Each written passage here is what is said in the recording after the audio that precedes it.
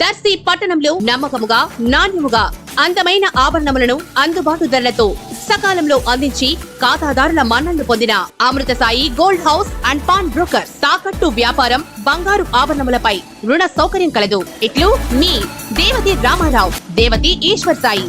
అమృతసాయి gold house and pawn brokers, గడియార స్తంభం వద్ద, కురిచేడు రోడ్, దర్శి.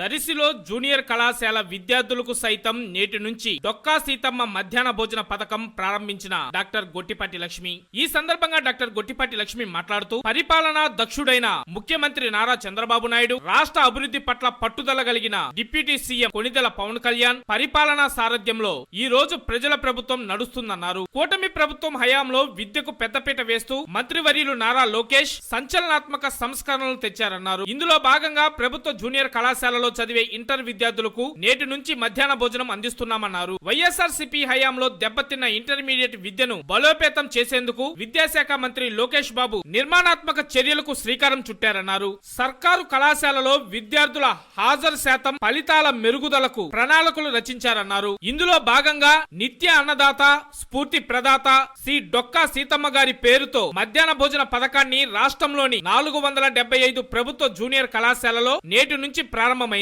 దీనివల్ల 1,48,419 మంది విద్యార్థులకు ప్రభుత్వం భోజనం అందించనుంది. 475 ప్రభుత్వ జూనియర్ కళాశాలలో 398 కాలేజీల సమీపంలోని పాఠశాలలకు అనుసంధానమయ్యే ఉన్నాయన్నారు. అక్కడ వాటికి భోజనాలను తయారు చేస్తారు. మిగిలిన 77 కళాశాలను కేంద్రీకృత వంటశాలకు అనుసంధానించారన్నారు. ఇంటర్ విద్యార్థుల మధ్యాహ్న భోజనం అమలుకు ఈ ఏడాది 22 కోట్లు వచ్చే విద్యా సంవత్సరంలో 85 కోట్లు ఖర్చు చేయనున్నారు. నియోజకవర్గంలోని దర్శి, కుర్చేడు, దొనకొండలోని జూనియర్ కళాశాలలో నేటి నుండి డొక్కా సీతమ్మ మధ్యాహ్న భోజన పథకం ప్రారంభమవడం ఎంతో ఆనందంగా ఉందని, ఈ పథకాన్ని ప్రారంభోత్సవంలో నేను పాల్గొనటం నాకు చదువుకునే రోజులు గుర్తొస్తున్నాయని అన్నారు. చదువుకునే విద్యార్థులంటే నాకు ఎంతో ఇష్టమని ఆమె ఈ సందర్భంగా తెలిపారు. రాష్ట్రంలో చాలా మంది విద్యార్థులు రోజు ఉదయం 8 గంటలకు బయలుదేరి చాలా దూరం ప్రయాణించి కాలేజీలకు చేరుకుంటారు. కొన్నిసార్లు ఇంట్లో వీలు కుదరకపోవడం, వెంట తెచ్చుకున్న క్యారేజ్ మధ్యాహ్నానికి పాడవడంతో విద్యార్థులు అవస్థలు పడుతున్నారన్నారు. ఇలా 1-2 ప్రాంతాలు కాదు, రాష్ట్రం మొత్తం మీద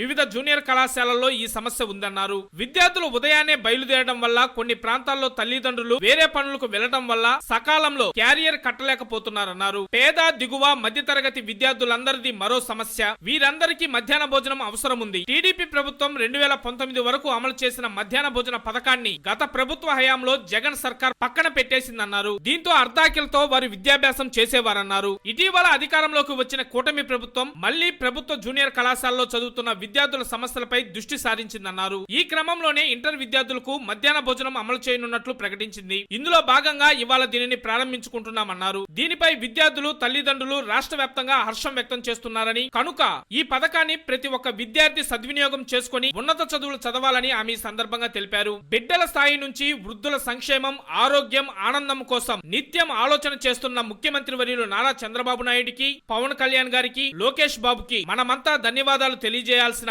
ఆవశ్యకతను గుర్తిద్దాం. మేలు చేసే ప్రభుత్వానికి ప్రతి ఒక్కరి మద్దతు మన బాధ్యత అని తెలుసుకుందామని ఈ కార్యక్రమానికి విచ్చేసిన అందరికీ పేరు పేరున ధన్యవాదాలు తెలియజేశారు. ఈ కార్యక్రమంలో వారితో పాటు మాజీ శాసనసభ్యులు నారపశెట్టి పాపారావు, దర్శి నగర panchayati municipal chairman Narapasetti Pichaiah, Darsi junior కళాశాల principal S V Subbarao, Darsi high school principal Sheikh Kaleshavali, Darsi మండల ఎంఈఓ రమాదేవి, పలువురు టీడీపీ నాయకులు, కార్యకర్తలు, అభిమానులు తదితరులు అధిక సంఖ్యలో పాల్గొన్నారు.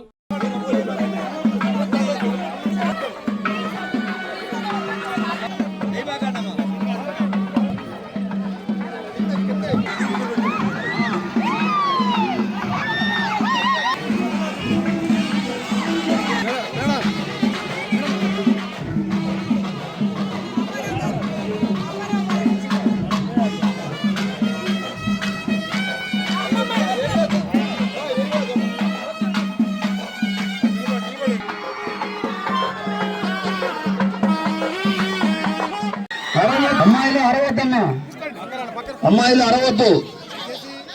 మేడం గారు మీ దగ్గరకు వచ్చారు కాబట్టి అమ్మాయిలందరూ కూడా భోజనం అటువైపు అమ్మా. మన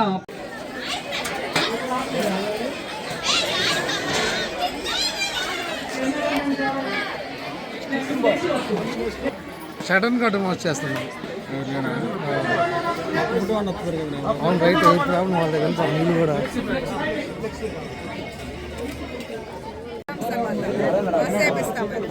మార్క్స్ తెచ్చుకోవాలి.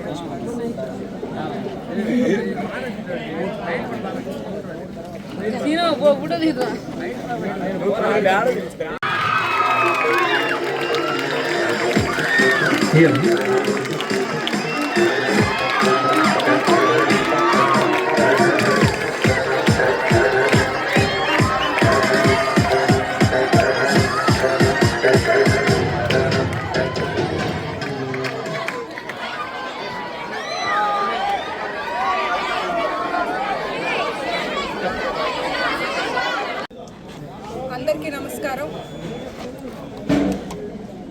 మన ముఖ్యమంత్రి చంద్రబాబు నాయుడు గారు, డిప్యూటీ సీఎం పవన్ కళ్యాణ్ గారు మంచి ప్రజా ప్రభుత్వం ఏర్పడింది వాళ్ళ సారథ్యంలో. అట్లాగే కూటమి ప్రభుత్వం అధికారంలోకి వచ్చాక విద్యా వ్యవస్థను బలోపేతం చేసే విధంగా విద్యాశాఖ మంత్రి లోకేష్ గారు ఒక మంచి సంస్కరణ తీసుకొచ్చారు. రాష్ట్ర వ్యాప్తంగా 475 ఇంటర్మీడియట్ కాలేజీల్లో గవర్నమెంట్ ఇంటర్మీడియట్ కాలేజీ వాళ్ళకి మధ్యాహ్న భోజనం పథకాన్ని నేటి నుంచి ప్రారంభించారు. ఈ పథకం ద్వారా 148,419 మంది ఈ పథకం వల్ల లబ్ధి పొందుతారు. ప్రతి ఒక్కళ్ళు పిల్లల దగ్గర నుండి పెద్దవాళ్ళ వరకు ఎప్పుడూ ఆరోగ్యంగా ఆనందంగా ఉండాలని నిరంతరం కూటమి ప్రభుత్వం కృషి చేస్తున్నారు. ఈ పథకం ద్వారా ఎంతోమంది విద్యార్థులు దూరం నుండి వచ్చేవాళ్ళు ఉదయం తీసుకొచ్చిన అన్నం పాడవటం వల్ల లేదా తల్లిదండ్రులు పనికెళ్తే భోజనం తెచ్చుకోకుండా ఇబ్బంది పడుతున్నారు. దీనివల్ల చాలా ఉపయోగంగా ఉంటుంది. గతంలో చూస్తే తెలుగుదేశం పార్టీ హయాంలో 2019 వరకు ఈ మధ్యాహ్న భోజనం పథకం కింద భోజనం అందించేవాళ్ళు. తర్వాత వైసీపీ అధికారంలోకి వచ్చాక ఈ పథకాన్ని పక్కన పెట్టేశారు. అంతేకాకుండా ఇంటర్మీడియట్ విద్యా వ్యవస్థ నిర్వీర్యమయ్యాయి. వాటిని బలోపేతం చేసే విధంగా అందులో భాగంగా ఈ పథకానికి డొక్కా సీతమ్మ గారి పేరు పెట్టడం చాలా ఆనందంగా ఉంది. ఆంధ్రప్రదేశ్ అన్నపూర్ణాదేవి ఆవిడ, ఎవ్వరు వచ్చినా ఆకలి తీర్చి వాళ్ళకి కడుపు నిండా భోజనం పెట్టి పంపించేవాళ్ళు. అలాంటి అన్నదాత పేరు పెట్టడం చాలా సంతోషంగా ఉంది. ఇట్లా ప్రతి ఒక్కళ్ళ గురించి ఆలోచించే మా ప్రభుత్వంకి మా అందరి తరపున ప్రత్యేకమైన ధన్యవాదాలు.